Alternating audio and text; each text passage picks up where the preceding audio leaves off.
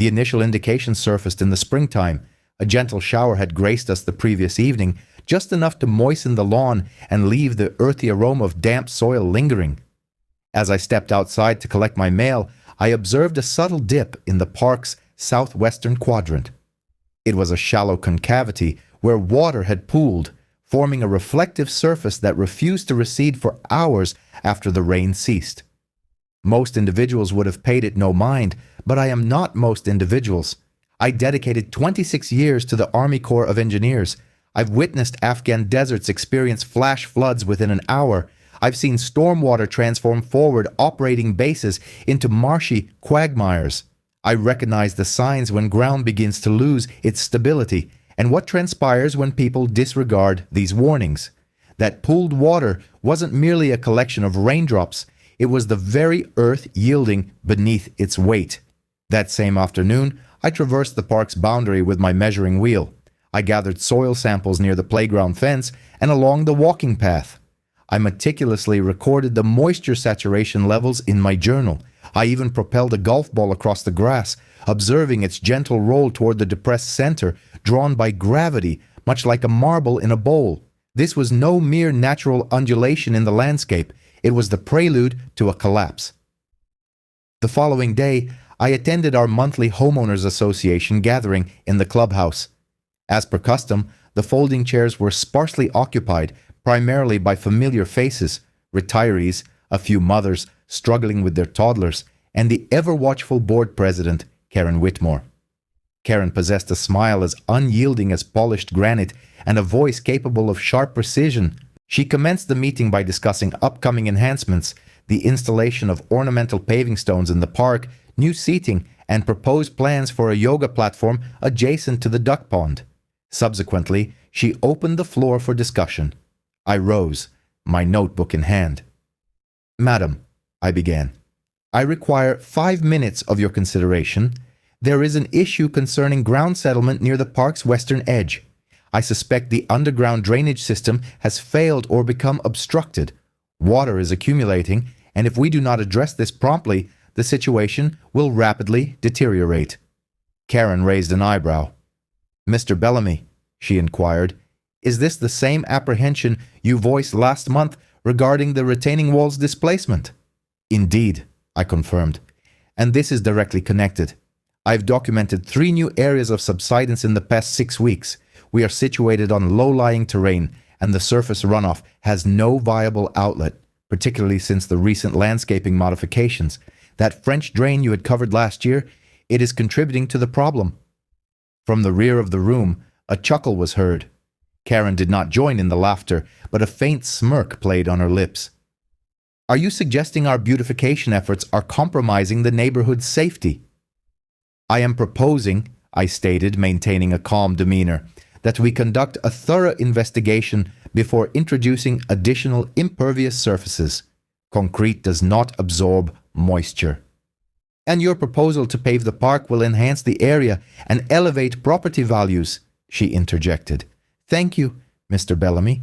We appreciate your service and your enthusiasm." Enthusiasm. I felt the familiar shift in the room, that polite, dismissive veneer they consistently employed for the individual burdened with excessive maps and a lengthy history. I resumed my seat, but I did not abandon the matter. That week I dispatched an email to the board, complete with a comprehensive report, photographs, elevation charts, and video evidence of the water accumulation. I referenced county flood zone records, included pre- and post-drone imagery, and suggested the installation of a temporary dry well to assess subsurface water pressure. 3 days later, the email was returned as undeliverable. Their electronic address had been altered with no notification of a forwarding change. I prepared a physical copy and slipped it beneath the clubhouse office door. I received no response, yet I continued my observations. By mid-May, the depression had noticeably expanded. While not apparent at eye level, my drone footage revealed a distinct pattern of darkening grass in a tight oval shape, with water persisting longer after each rainfall. One evening, I approached Karen's residence carrying a comparative display of satellite images from 6 months prior. She opened the door, glanced down at the documents and stated, "With all due deference, Mr. Bellamy, I believe you are seeing phantoms." I met her gaze directly. "No, madam. I have encountered phantoms. This is something entirely different. This is negligence." She promptly closed the door. From that moment onward, I became that individual in the neighborhood, the one perpetually seen with a clipboard and a laser level. Children would giggle. A few neighbors offered awkward nods as they passed.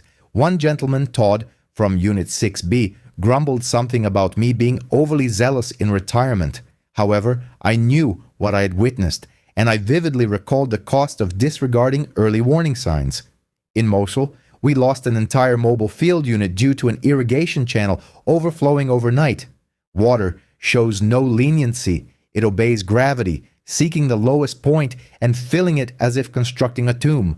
And I harbored a foreboding sensation that we were inadvertently constructing one here. They not only dismissed me, they mocked me.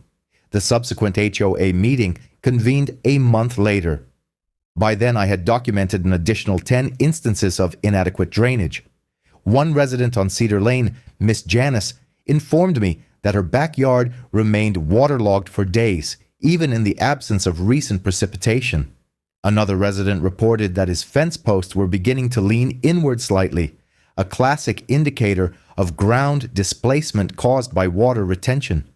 I compiled their testimonies alongside my updated drone photographs and presented myself at the clubhouse with a full-color, clearly tabbed, and indexed binder.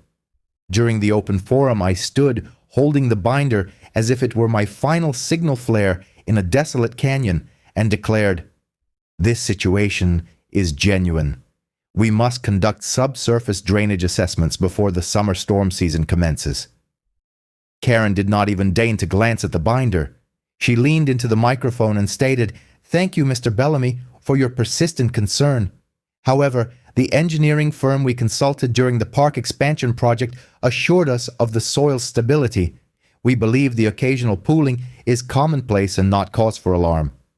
"Engineering firm?" I inquired. "Which one?" I scrutinized the HOA's budgetary line items. There was no allocation for a soil test or site evaluation. It was at this juncture that Daniel Thompson, the vice president, a man in his mid-30s, perpetually smug and clad in a polo shirt, leaned back and chuckled. "Are you accusing the board of dishonesty, Mr. Bellamy?" he inquired. "Because if you are, we can escalate this matter to the HOA Compliance Committee." "I am seeking accountability," I responded, my voice unwavering, "and perhaps a modicum of common sense." Karen offered her characteristic smile, the same thin-lipped, polished expression. "Paranoia does not suit a gentleman of your experience." A ripple of amusement followed, a sound that was a peculiar blend of discomfort and condescension. They were no longer making any pretense of their disdain. I sat down, my heart pounding. It wasn't the derision that wounded me most profoundly. It was the sense of betrayal. This was my community. I had relocated here seeking tranquility after my military service. I had purchased this home not for its cost or its dimensions, but for the park situated across the street, the trees, the promise of serenity. Instead, I was treated as an anachronism, someone to be indulged, then disregarded. The most disheartening aspect was that some of the residents I had endeavored to assist began to distance themselves.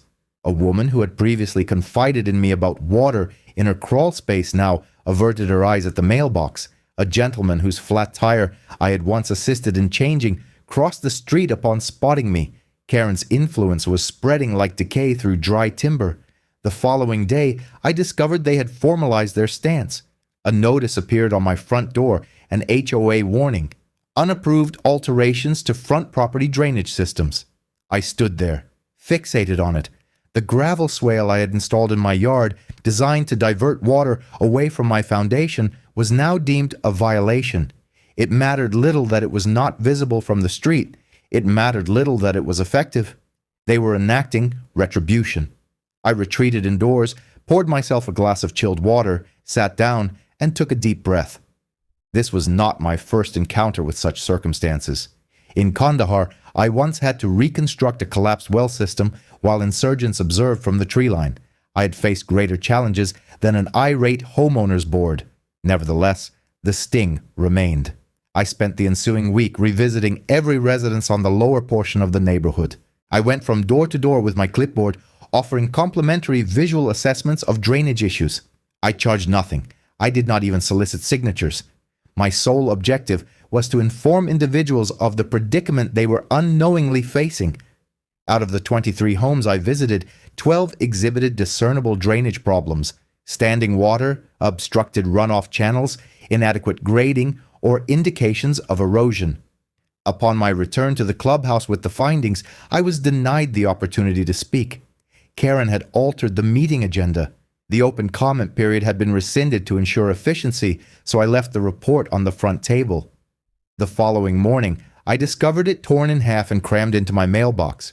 No envelope, no note, just a clean rip directly down the center. A deliberate message. The pretense had ended. For the subsequent several weeks, I experienced an increasing sense of social ostracism. Neighbors ceased their greetings. My gardening implements were pilfered from behind my shed. At night, I would detect the sound of tires screeching near my driveway, only to fade rapidly down the road. I did not confront anyone. Not yet. Instead, I intensified my efforts. I installed surveillance cameras, meticulously documented every occurrence, and reinforced my gravel system. I even resloped the edge of my backyard with a gradual gradient leading to a dry well I had constructed myself. They labeled me as paranoid, but I termed it prudent preparation, for the clouds were gathering both in the heavens and within the community. The summer heat intensified with each passing day, and weather forecasts began to hint at tropical moisture advancing from the Gulf. I observed the barometric pressure descend like a slow sinking stone, and an instinct deep within me knew that when the rain arrived, it would be unforgiving. I dispatched my final correspondence on a Thursday. It comprised 5 pages, presented concisely, respectfully, yet firmly. I incorporated diagrams, referenced state statutes, and included direct quotations from the county's 2003 flood mitigation report. I even printed the entire document on premium ivory bond paper, hoping to imbue it with a greater sense of officiality than a mere homeowner's plea. I personally delivered it to the HOA office, sliding it into the incoming mail slot myself. Then I waited. For 5 days I heard nothing. Not a single email, not a phone call, not even one of those frigid, clipped notices they seemed so fond of leaving on residents' porches. Consequently, on the 6th day, I returned to the clubhouse. It was mid-morning, and the reception desk was unattended. No one responded when I rang the bell, so I proceeded to the side office. The door was slightly ajar. I knocked once and gently pushed it open. Inside, Daniel Thompson, the HOA vice president, was seated. His feet were propped on the desk, and he held a smoothie in one hand. He was scrolling through his mobile phone, barely glancing up as I entered. "I left a letter here last week," I stated. 5 pages? Drainage assessment. Did it reach the board? He shrugged indifferently. "Cannot say. We receive a considerable amount of correspondence." I stood there, observing his fingers flit across the screen like a bored teenager in a waiting area. Finally, I inquired, "Would you mind if I checked the incoming mail tray? It should be there." He gestured languidly towards the waste bin situated next to the desk. I found it difficult to believe initially, but I knelt down, and there it was. My letter, folded, creased, and wedged between a Starbucks cup and a pizza coupon. The embossed corners of the pages were still intact, but the pages themselves had been crumpled as if someone had begun to ball it up and then reconsidered midway. "You discarded it," I stated. Daniel remained impassive, not even blinking. It was a rant. We do not respond to rants. "It was a report," I countered, a surge of heat rising in my chest. "With evidence, with genuine risk assessments. You are no longer simply ignoring me. You are jeopardizing the entire neighborhood." He leaned forward, then dropped his feet to the floor with a pronounced thump. The smoothie landed on the desk with a soft, wet splash. "You want to know what is dangerous?" he asked. "It is individuals like you, obsessive, fixated, creating panic, speaking of sinkholes and invisible floods when the only thing flooding this HOA is your incessant emails." I regarded him for a moment. Beneath the bluster, I perceived a flicker of fear lurking just below the surface of his arrogance. He was operating without true comprehension, and that prospect terrified him, yet he was unwilling to concede it. Therefore, I departed. I did not slam the door, nor did I raise my voice, nor did I issue legal threats or post on the community application, despite every fiber of my being urging me to do so. I simply walked home, accessed my computer, and uploaded every file, photograph, and report I possessed to the county database. They termed it a public concern submission. I deemed it my personal insurance policy. The subsequent week, I received a violation notice in the mail. This time, it alleged that my downspouts were not in compliance with code due to their excessive length. Apparently, they cited a seldom enforced provision within the HOA bylaws pertaining to visible drainage extensions, complete with a grainy photograph taken from the sidewalk. They had entered my property to photograph my gutter pipes. The matter had become personal. I formally appealed the violation in writing, referencing the same bylaws and noting that several other homes, including those belonging to board members, featured identical downspouts. The appeal was summarily denied. Subsequently, I was assessed a fine of $200. I did not remit the payment. Instead, I drafted a formal letter addressed to the HOA's legal counsel.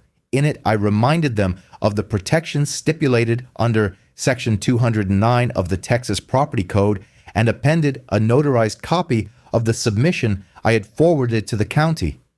I unequivocally stated that any future fines would be construed as retaliatory action and that I would seek injunctive relief. I dispatched it via certified mail. A week passed, then two. No further violations were issued, but the silence became increasingly palpable. Neighbors began to whisper. I could sense the growing unease when I ventured to retrieve my mail. Mothers would subtly guide their children closer to them. Joggers would divert their routes down adjacent streets. I was no longer merely that fellow with the clipboard. I had become the pariah, the individual prodding the hornet's nest.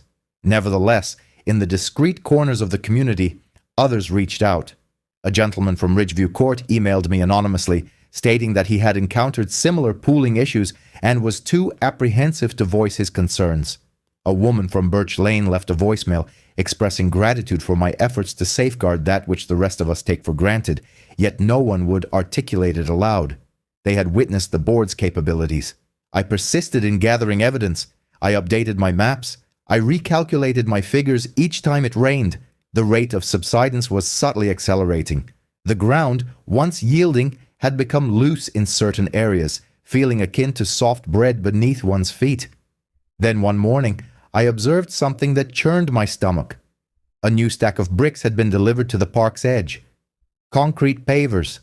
They were proceeding with their plans. I understood the implications. More impervious surface, reduced soil exposure, and the ultimate sealing of the neighborhood's capacity to safely manage stormwater. They were consigning themselves to their fate, entirely unaware of the impending consequences. It commenced on a Monday morning, early, before the sun had fully ascended, and while the birds were still shaking off the remnants of the night, the resonant rumble of diesel engines echoed down my street. I stood at my kitchen window, sipping my black coffee, observing 3 trucks draw up along the perimeter of the park.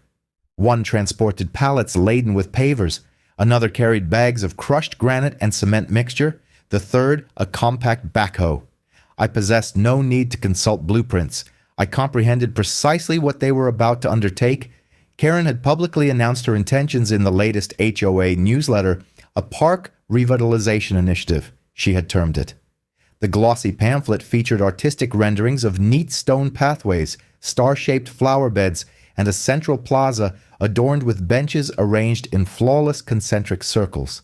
However, what she had never once disclosed, what she had deliberately omitted, was that the entire western section of the park was situated within the catchment basin of an ancient seasonal creek bed, an area I had repeatedly demonstrated to be already oversaturated and inherently unstable. I stepped outside, crossed the street, and approached the crew chief, a stocky individual sporting a clipboard and a safety vest stained with concrete dust. "Hello?" I began. "Who issued your permit for this construction?" He squinted in my direction. "We are operating under contract with the HOA. All necessary arrangements have been made, sir." "Was a geotechnical survey conducted prior to laying the foundation?" He blinked. "We are merely installing pavers, not pouring footings. Such a survey was not required." I felt my jaw tighten. "Were you at least provided with a stormwater management plan?" He glanced back towards the trucks. "Sir, my sole responsibility here is to construct a walkway." Fair enough.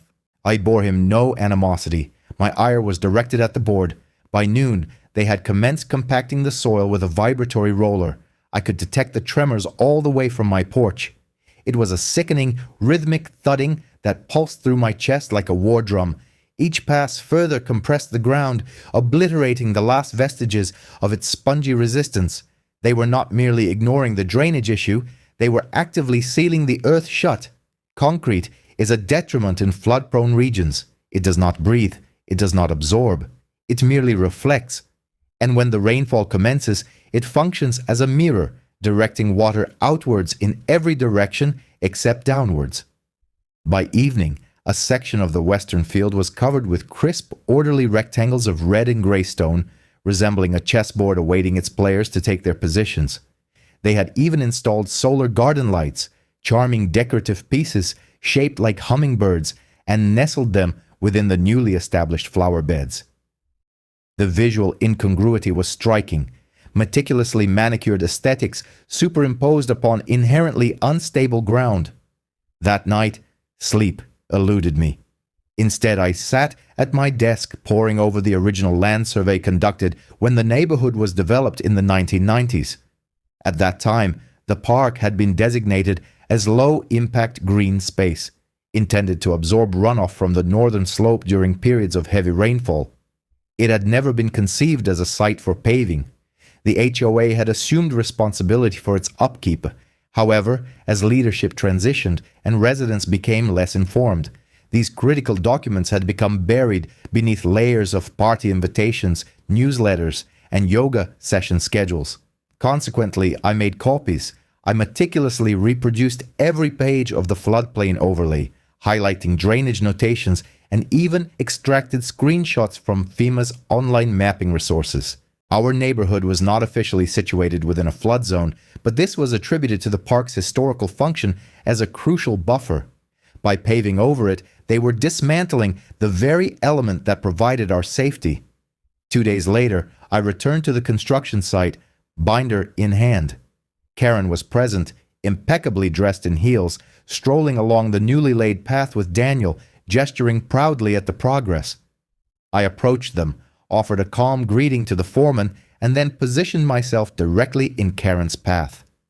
She halted mere inches from me, her smile strained, her eyes already narrowing. "Mr. Bellamy," she stated, "if you are here to admire the new walkway, we are delighted." "No," I replied.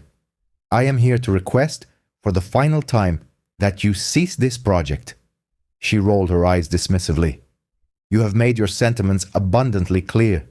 The board has voted, the budget has been approved, and this improvement received overwhelming endorsement from our membership." "I've spoken with 10 homeowners in the lower basin," I countered, "and none of them were informed that this area would forfeit its capacity for water absorption." Karen crossed her arms. "We incorporated the renovation plans into the April newsletter, omitting any environmental context. We did not disclose the risk of flooding." Daniel stepped alongside her, a smirk playing on his lips. "We are not going to engage in Chicken Little theatrics every time it rains, Bellamy. Perhaps you should consider taking up a hobby. Have you ever tried watercolor painting?" It was at this precise moment that I realized their disagreement with me was not a matter of opinion. They genuinely believed that nothing untoward would occur. The most perilous form of arrogance, I mused, is that which is underpinned by ignorance and cloaked in bureaucratic procedure. Consequently, I departed, but not before discreetly leaving a USB drive in Karen's mailbox that evening, containing every report, photograph, and time-stamped observation I had meticulously compiled. I titled the folder, "When, Not If." Let the record reflect that I made every effort. That week I quietly constructed a modest berm along the edge of my backyard. It was merely a gentle mound of compacted earth, artfully camouflaged with grass seed. I installed a French drain behind my shed, connecting it to a buried pipe that led to a dry well I had erected the previous year. I elevated the crawlspace vents, sealed the lower half of my garage door, and meticulously double-checked my backup sump pump. I did not await the storm's arrival, for I was acutely aware that it was already in motion. When the world refuses to heed your warnings, you build in quiet solitude. This was a lesson I had learned on more than one occasion throughout my life. First, as a fledgling engineer in Louisiana, reinforcing levees while politicians engaged in televised debates. Then again, overseas, constructing temporary bridges through terrain saturated by monsoons. The distinction between enduring catastrophe and succumbing to ruin frequently hinged on the foresight exercised in isolation. Consequently, I ceased my attempts to persuade others and commenced my own preparations. My initial focus was the landscape surrounding my dwelling. For 3 successive weekends, I dedicated my efforts to reshaping the terrain adjacent to my foundation, ensuring the gradient directed all precipitation away from the structure. My tools were rudimentary: a lengthy aluminum spirit level, a rake, and an unwavering determination. I undertook this earth moving in the pre-dawn hours, before the sun's heat intensified the ground, when the air still carried the subtle fragrance of dew and freshly cut grass. I extended my downspouts, not merely outward onto the lawn where they had previously drawn complaints, but underground through a network of PVC pipes that I personally trenched and concealed. These conduits I directed into a 50-gallon dry well, meticulously lined with river rock and filter fabric, hidden discreetly beneath my vegetable patch. None were privy to this undertaking. Next, I addressed the retaining wall situated behind my garage. The Homeowners Association had previously cited me for unauthorized modifications when I had initially constructed 2 layers of concrete blocks several years prior. I offered no resistance, merely dismantled them and filed the matter away. Now, however, I installed a concealed French drain in the location where the wall had once stood. I ensured it remained below ground level, invisible unless someone were to actively excavate, a prospect unlikely unless they were actively seeking evidence. I christened this my ghost wall. Subsequently, I meticulously resealed the basement windows, fabricating and fitting marine-grade plywood panels for each opening, painted to precisely match the exterior siding. While not readily apparent to the casual observer, these panels were pre-drilled and prepared for immediate installation at a moment's notice. The sump pump was my next priority. The existing unit was antiquated, barely adequate for handling moderate runoff. I therefore replaced it with a high-capacity dual pump system connected to a battery backup and equipped with a solar panel discreetly positioned behind the garden shed. In addition, I installed a simple water level alarm in the lowest corner of the basement. Its soft chirp during my initial test was enough to send a shiver down my spine. Following this, I turned my attention to the shed. Within its confines, I stored a secondary sump pump, smaller but portable, alongside 3 heavy-duty extension cords, 5 sandbags, and a collapsible water barrier procured from a flood management firm based in Tulsa. The expenditure, while considerable, felt like a prudent investment in my personal form of flood insurance, a concept the Homeowners Association seemed incapable of grasping. While my neighbors documented their enjoyment on the newly constructed paved pathway, I was quietly fitting flood vent covers. As children engaged in games of catch near the duck pond, I was meticulously tracing the lowest topographical lines with a shovel, mapping the anticipated flow of water. Water, I knew, always found a course. I maintained a meticulous log of each modification, labeling folders and dating every entry. This practice stemmed not from paranoia, but from a sense of responsibility towards my daughter. At 25 years old and residing in Denver, she was too distant to offer direct assistance, yet she expressed her concern through weekly phone calls. I shared the truth with her, albeit in a gentler form. "Just some minor drainage work," I would reassure her. "Dad, are you all right?" she would invariably ask. "Always," I would reply, confident in my preparations. This was not the first inundation I had faced, nor would it be the last. By the conclusion of June, a palpable change had settled upon the sky. The clouds seemed to carry an unusual weight, a sensation I felt in the very air. The manner in which the wind moved, the subtle heaviness beneath the surface of seemingly sunny days, all signaled an impending shift. Then it happened. A tropical depression, having stalled over the Gulf, intensified over a period of 48 hours and veered unexpectedly northward. Initially, the news broadcasts offered little cause for alarm. The storm was still distant. However, for those of us attuned to the prevailing patterns, who understood the consequences of saturated soil and impeded drainage, this development signaled something unprecedented. I scrutinized the meteorological models, monitored the barometric pressure, and cast my gaze outward at the new pavers in the park, gleaming like polished glass. It was too late to avert the event entirely, but not too late to fortify against its impact. Consequently, I sealed the crawl space vents, affixed the plywood panels to the basement windows, readied the secondary sump pump, and filled the 5 sandbags with the dry play sand stored in the shed. I arranged them strategically at the base of the rear exterior door, fully aware they would not withstand a direct deluge, but confident they would grant me precious time. I even conducted one final, reassuring test. I filled the dry well with water from the garden hose, observing with satisfaction as it drained gradually, then completely, precisely as engineered. The system was operational. A storm alert was issued that very night. Not a full-fledged warning, but a watch, predicting heavy rainfall over the ensuing 48 hours with the potential for flash flooding in low-lying locales. The HOA, in their characteristic fashion, disseminated a cheerfully titled newsletter, Rain, Rain, Come and Play, adorned with whimsical cartoons of rubber boots and umbrellas. It advised residents to check your patio furniture and enjoy the cool weather while it lasts. There was no mention of the stark reality that the entire western perimeter of the park, where the new pavers now gleamed, possessed absolutely no functional drainage infrastructure, no acknowledgement of the neighborhood's natural runoff path, now permanently obstructed by stone, no discourse on the inherent risks. I conducted one final circuit of the property just after dusk. The chirping of crickets filled the air, which carried the distinct aroma of ozone and freshly spread mulch. Across the street, Karen's home emanated a soft glow, a 2-story dwelling freshly painted, its windows adorned with charming flower boxes. She remained oblivious, never once looking out. She did not see me standing there.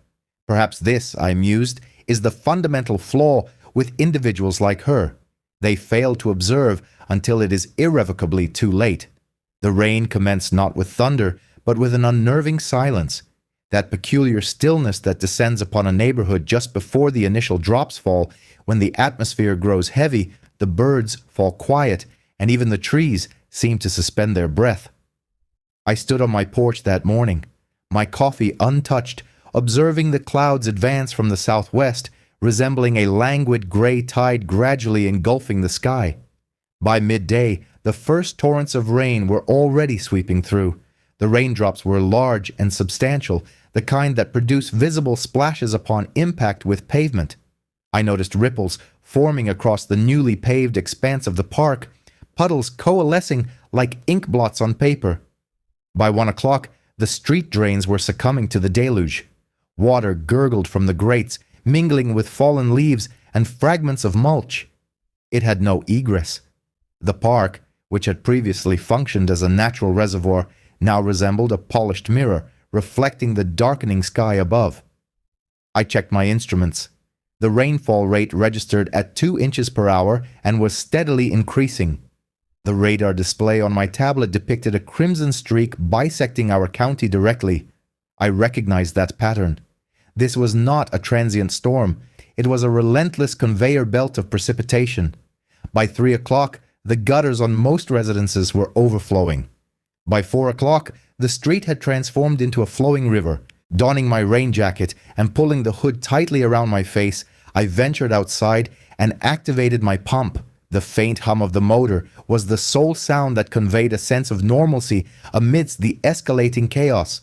The water collected in the designated channel behind my property precisely as I had predicted, flowing smoothly into the trench and onward to the dry well.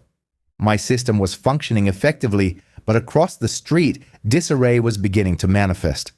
Water from the park began to spill over the curb, inundating Karen's meticulously maintained garden.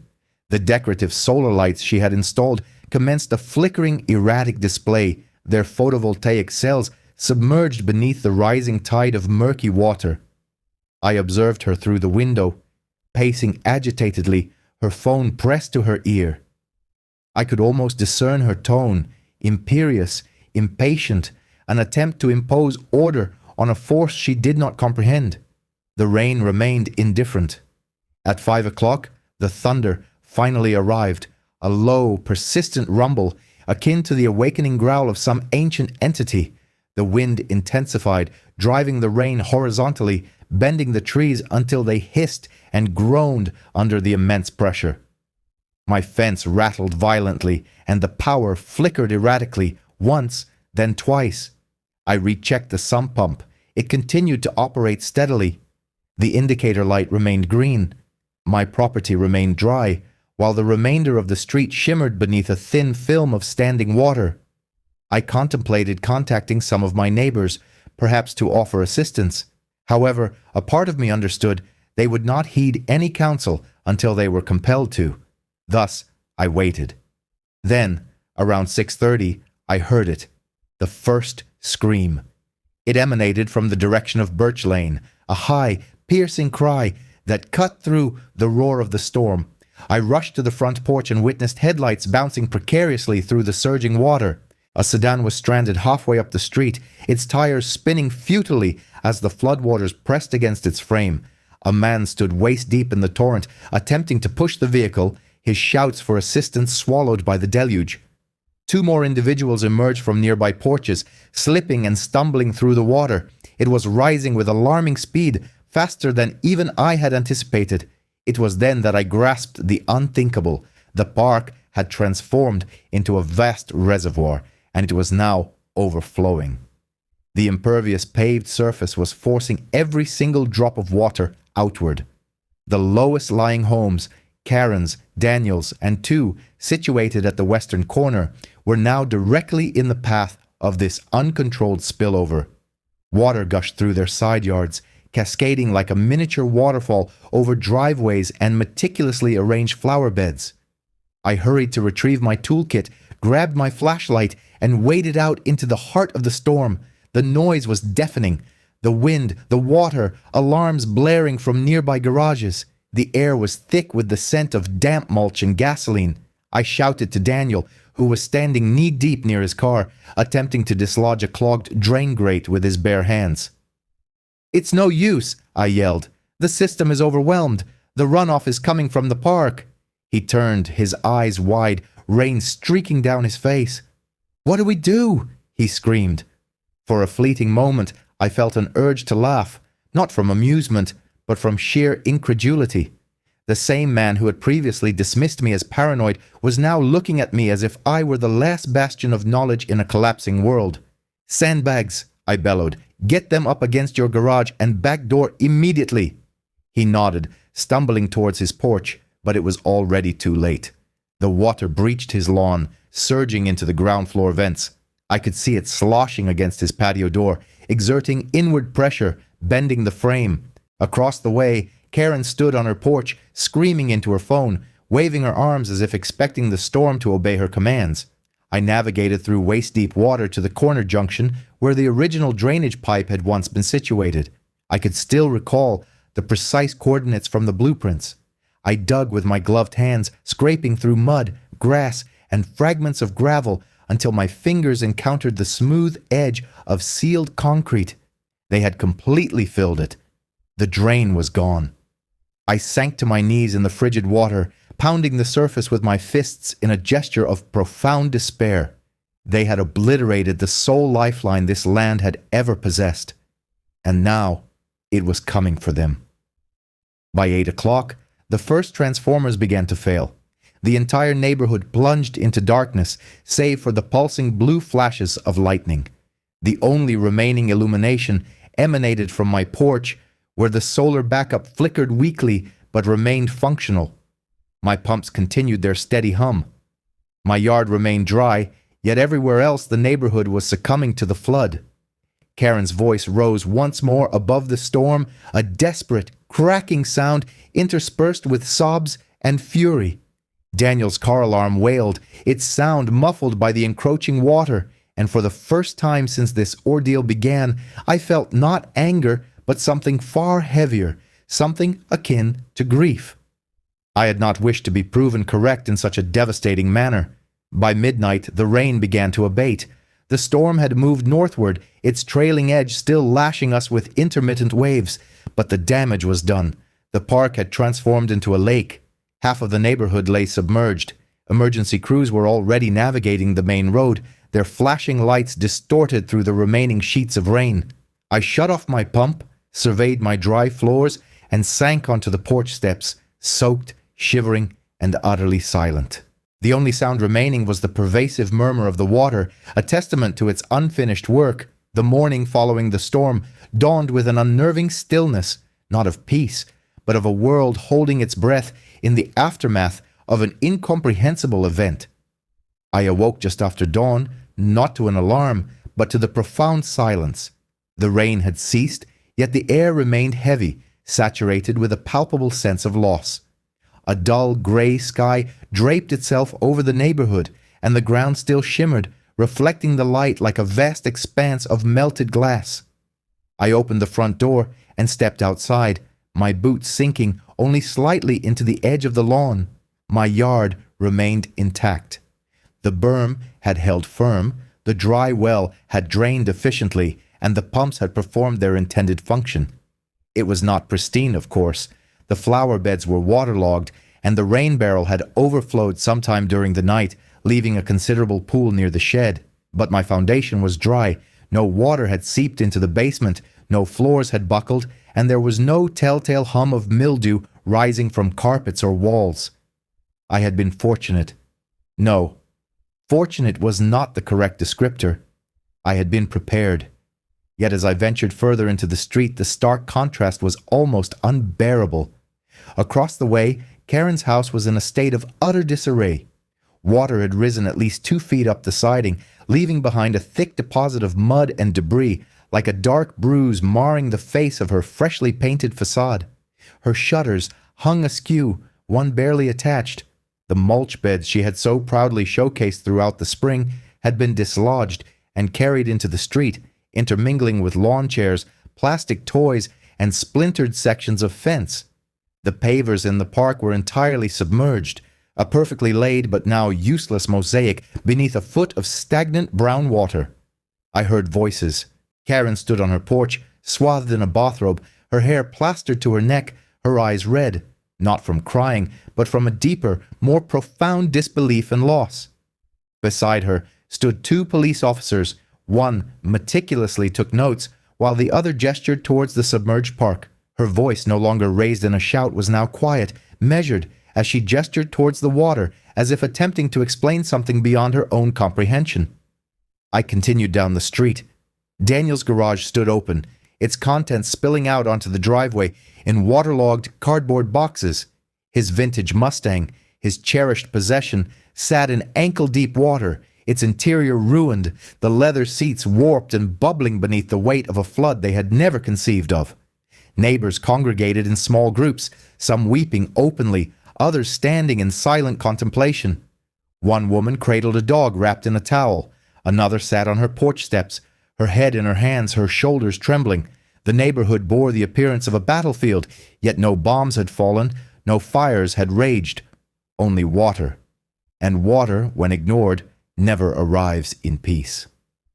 I passed one house where a couple was laboriously hauling sodden rugs out the front door, unceremoniously dumping them onto the lawn like discarded corpses. They glanced at me as I walked by. The woman offered a curt nod, her lips pressed into a tight line, but her gaze held no malice. I returned the nod. Then, a voice called out from behind me. "Your house is untouched." I turned. It was Daniel. He looked disheveled, his eyes sunken, his hair matted with sweat and rain, his jeans soaked to the thigh. He stood there beside his ravaged garage, hands on his hips, like a man who had finally exhausted his reserves of excuses. "It is," I stated simply. He stared at me for a long moment, his shoulders slumping. "I should have listened," he muttered. I did not utter the anticipated, "I told you so." There was no need. Instead, I approached him and said, "I have a spare pump in my shed and a dehumidifier if you need them." He blinked. "You'd still help me, after everything?" I didn't respond immediately. I surveyed the neighborhood, the water that stubbornly lingered, clinging to the streets like a persistent regret, the faces of people who had once actively avoided me. I observed Karen, now kneeling in her ruined flower beds, desperately trying to salvage something, anything. "I didn't warn you out of spite," I finally said. "I warned you because it was the right thing to do. That hasn't changed." He nodded, his face etched with shame. I walked with him back towards his house and handed him the pump, demonstrating how to safely connect the extension cords and where to direct the hose to channel the water downhill. By noon, I had assisted 4 additional families. No one inquired as to my motivation. They all understood.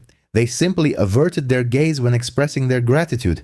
That evening, as the sun finally broke through the clouds, for the first time in days, I stood on my back deck and surveyed the scene. The park was a vast lake, the pathway obliterated. The solar lights had drifted towards the eastern end, clustered together like survivors adrift on a raft. But my yard, verdant and tranquil, remained dry. My daughter called. "Dad, I saw the storm on the news. Are you all right?" "I'm fine," I replied. A pause ensued on the line. Then her voice softened. "Did they finally believe you?"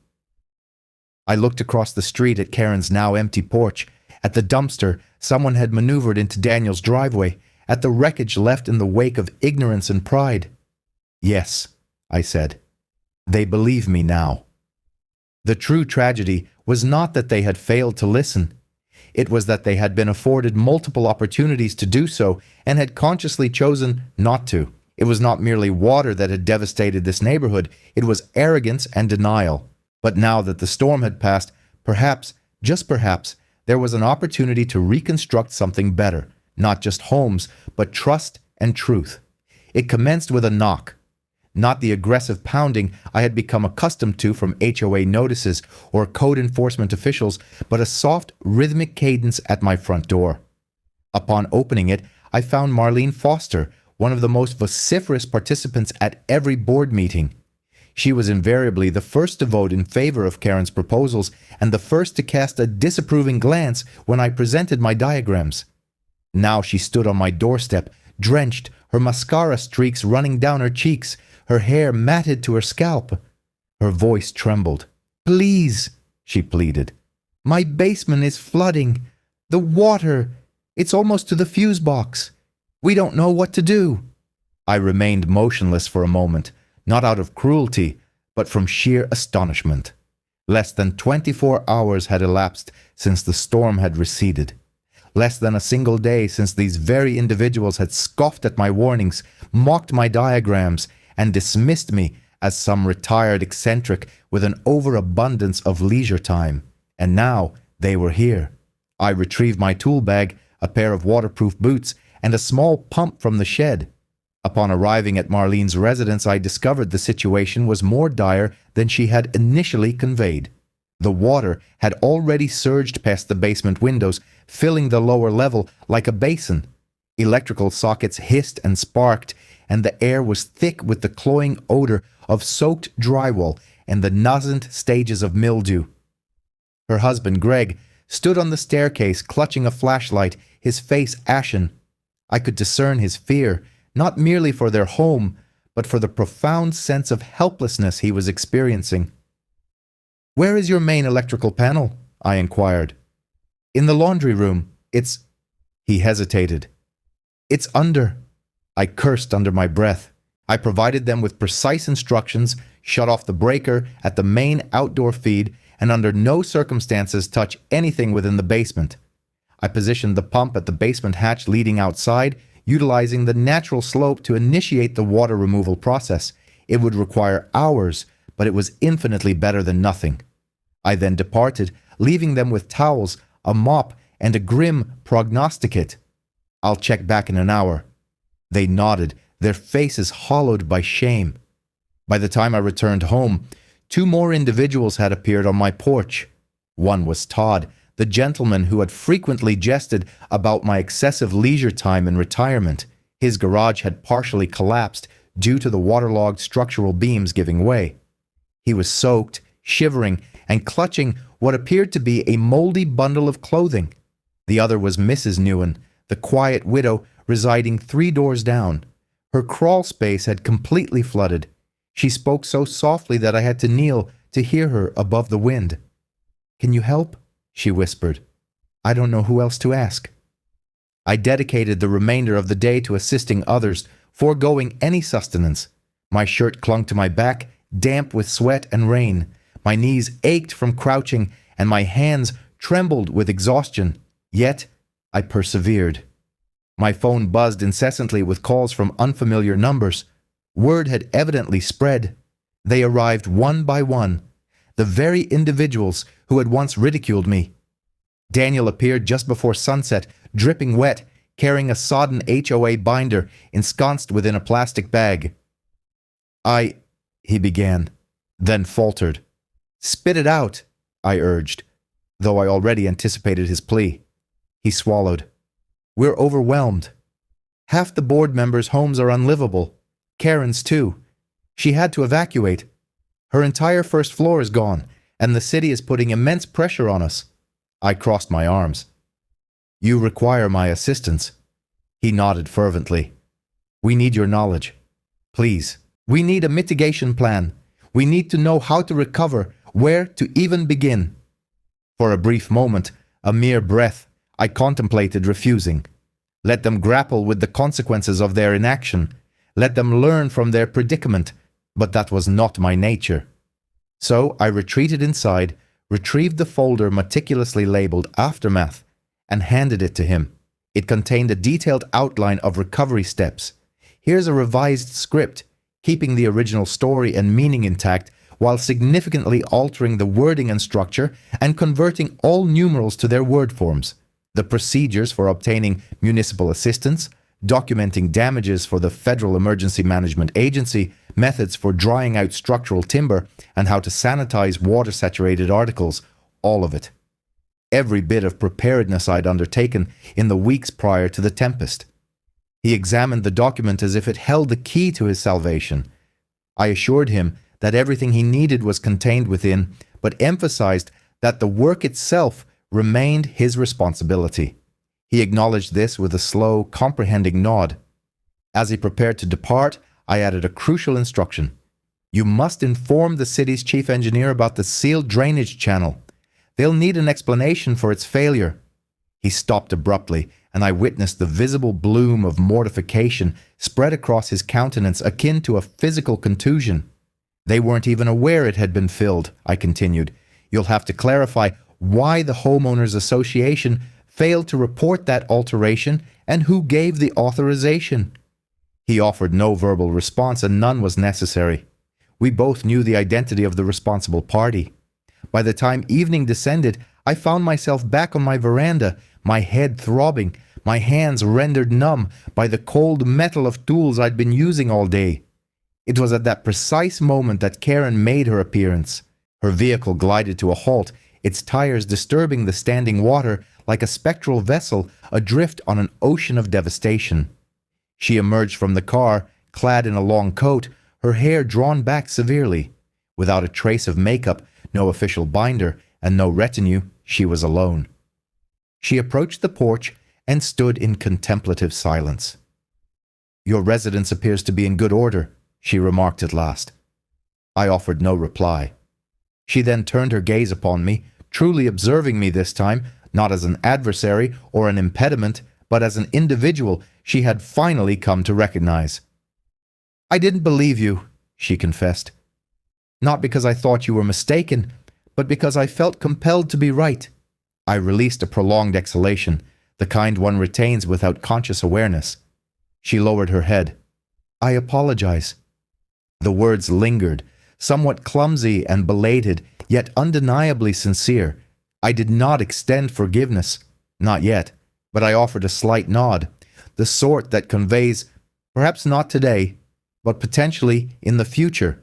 With that, she turned and returned to her vehicle, vanishing into the pervasive stillness. Behind me, the comforting hum of operational pumps and the steady pulse of dry electrical systems emanated from my home. Ahead of me, the street shimmered with fragmented debris and turbid water, yet also held the nascent promise of transformation. The city's involvement was swift. 3 days following the tempest, a white pickup truck bearing the insignia of the Department of Public Works proceeded down our thoroughfare. A man, sporting mud-caked boots and a high-visibility vest, disembarked, a clipboard in hand, his eyes meticulously surveying the damage with a quiet intensity. His purpose was not for public relations, it was for diligent assessment. Following him, another vehicle arrived, this one marked as belonging to the county's Environmental Oversight Division, then a third from the Infrastructure Safety Department. Within a matter of hours, officials were ubiquitous throughout the neighborhood. They meticulously measured flood levels against building foundations, documented the submerged parkland, and made notations at each obstructed drainage point. Some politely inquired at residences, while others roamed freely, charting water flow patterns, identifying areas of erosion, and marking subterranean system failures with vivid orange spray paint and utility flags. I observed this entire operation from my porch, silently sipping a weak cup of coffee. Around midday, one of the officials approached me. He appeared to be in his late 50s, with salt and pepper stubble and keen eyes that suggested considerable experience with such calamities. "You, Mr. Bellamy?" he inquired. "That's me." He extended a hand encased in a glove. "Jake Morales, civil engineering consultant for the county. We understand you attempted to alert the Homeowners Association." I offered a subtle shrug. "I did what I could." He nodded and withdrew a folded document from his jacket. "We received your submission. The level of detail is impressive. You have a background in infrastructure." I confirmed my prior service with the Army Corps of Engineers, now retired. He emitted a low whistle. "That explains the schematics. We've reviewed your files, including the FEMA overlays and your pre-storm runoff projections. There's something we need to show you." I followed him to what had once been the park, now resembling a shallow wetland. Water still pooled, warm and murky, dotted with floating detritus and submerged vegetation. Jake gestured toward a cracked concrete slab. This, he explained, was the primary drainage point for the lower basin. Storm water used to flow out of the neighborhood via a gravity pipe that connected to the municipal system about half a mile downhill. I confirmed his statement. That's precisely what I told them. They proceeded to pave over it, sealing it completely. He regarded me with a somber expression. "Not merely sealed. They filled the interior with solid concrete. This constitutes a Class C violation of municipal code. Alterations to stormwater infrastructure require county coordination, and they never secured a single permit." A peculiar blend of vindication and apprehension settled within my chest. Jake produced a small flashlight and knelt to illuminate the interior of the fractured slab. "Water pressure," he elaborated, "forced it back open. The internal pressure built up behind the obstruction until it ruptured, and when it did, the water was channeled directly towards the homes in the basin." "Karen's house," I murmured. He affirmed this, adding, "and Daniel's, Marlene's, and approximately 6 others, all situated within the natural flow path." He stood, brushing himself off. "I've submitted a request for an emergency assessment. The Homeowners Association is facing potential fines exceeding $75,000, possibly more, if any residents pursue civil action." I was taken aback. "$75,000? He raised an eyebrow. "They tampered with public drainage infrastructure. That's not just negligence on the part of the HOA, it's endangerment. Furthermore, we're receiving reports from the fire marshal regarding delays in emergency response due to obstructed street access." I swallowed. He looked at me again. "Have you ever considered running for a position on the board?" I let out a quiet, bitter chuckle. "Not in a million years." "Perhaps you should," he suggested. Someone with your foresight could have prevented this. I shook my head. Someone tried. He nodded, understanding. News of the investigation propagated through the community with unprecedented speed. Karen's name became the subject of widespread discussion. Whispers of her impending resignation solidified into confirmation by the end of the day. An emergency board meeting was convened, with mandatory attendance a rarity in recent years. I attended, not out of inclination, but out of necessity. The community clubhouse was SRO, the atmosphere charged with tension, the floor still faintly damp from the flood cleanup efforts. Daniel, his tie askew and his voice quivering, addressed the assembly from behind the folding table. In light of the findings from the city engineer and the Public Works Department, the HOA board formally accepts accountability for unauthorized modifications to public drainage infrastructure. We acknowledge that these actions resulted in preventable property damage, and we are cooperating fully with the investigation. He glanced directly at me once during his statement, devoid of any smugness or arrogance, his expression one of genuine shame. Karen was absent. She had officially tendered her resignation that morning, a concise email dispatched to the HOA inbox at precisely 5:47 a.m. It contained no apology, no explanation, only 3 words: I hereby resign. Yet her absence resonated more profoundly than any verbal pronouncement could have. The board unanimously voted to disband the Park Improvement Committee. The offending pavers were to be removed, and the area would be reinstated to its natural state, allowing it to absorb runoff once more. They even proposed establishing a new advisory role focused on flood response and prevention. They extended an invitation for me to assume this position.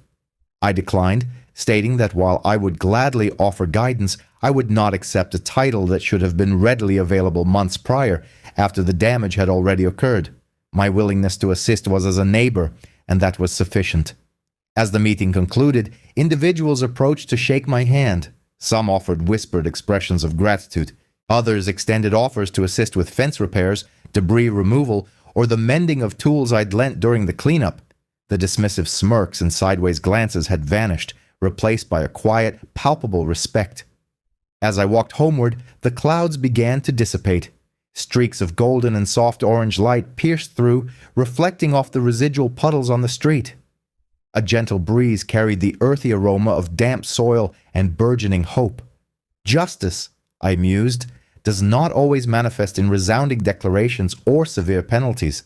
Sometimes it arrives discreetly through citations issued by municipal authorities, through resignations typed in the pre-dawn hours, and in the understated appreciation of individuals who had previously chosen to remain oblivious. I unlocked my door, entered my dry residence, and exhaled, not with a sense of triumph, but with profound relief. The summer transitioned into autumn with an unusual degree of tranquility.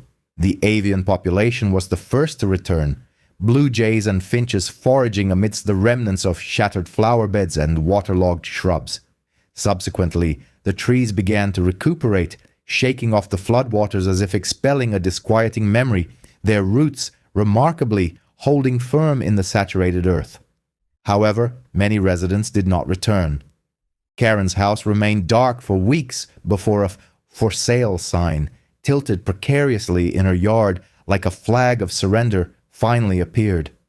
Word had it, she relocated to Arizona, closer to her sister. I doubted she bid many farewells. Daniel departed shortly thereafter. His Mustang, beyond repair, was towed away. The last time I saw him, he was loading boxes into a U-Haul, the HOA binder conspicuously absent from his possessions. Others followed suit. By the close of October, 4 residences were listed for sale.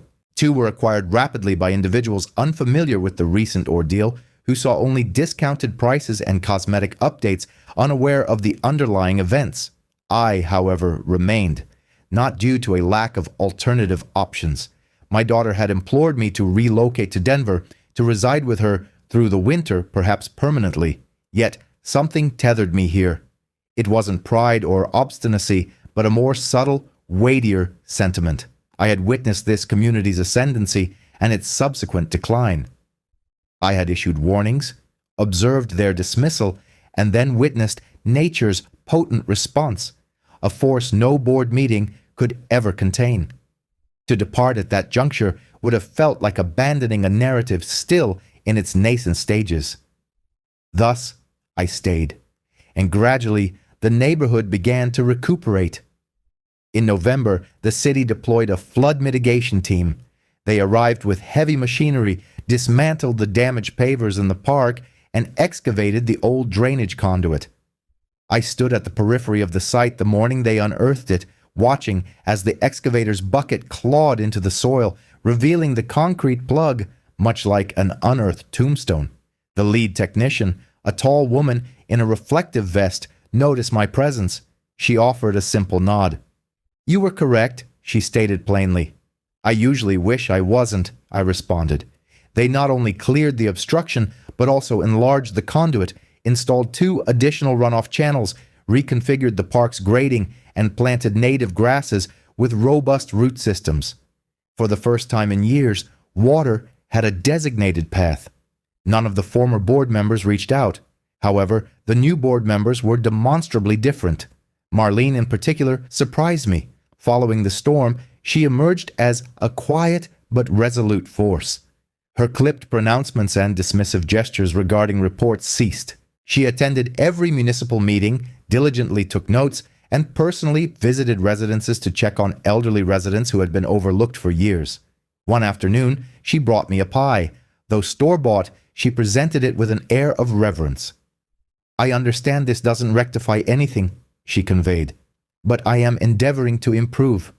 That is all any of us can truly do." "And we are," I replied. The community underwent a transformation, extending beyond its physical landscape to its overall atmosphere.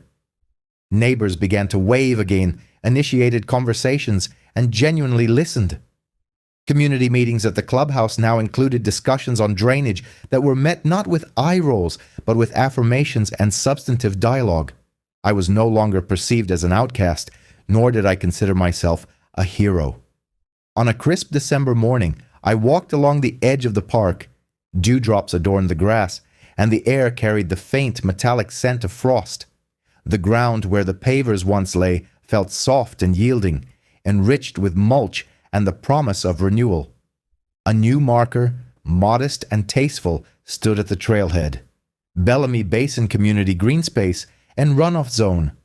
I gazed at it for an extended period. It had been hand-painted, an unceremonious yet poignant acknowledgement rendered in brushstrokes. Tears did not fall, but a profound sense of release washed over me, as if a long-held burden had finally been shed. My phone vibrated, a text message from my daughter. "Thinking of you today. Proud of you, Dad." I contemplated the message, my thumbs hovering, before replying, "It finally feels like home again." And indeed it did.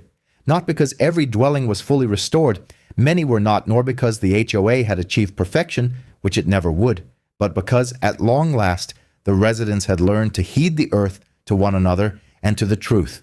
Perhaps this is how healing commences, not with an apology, or even with the meting out of justice, but with subtle transformations, steady efforts, and a resilience that requires no public acclaim.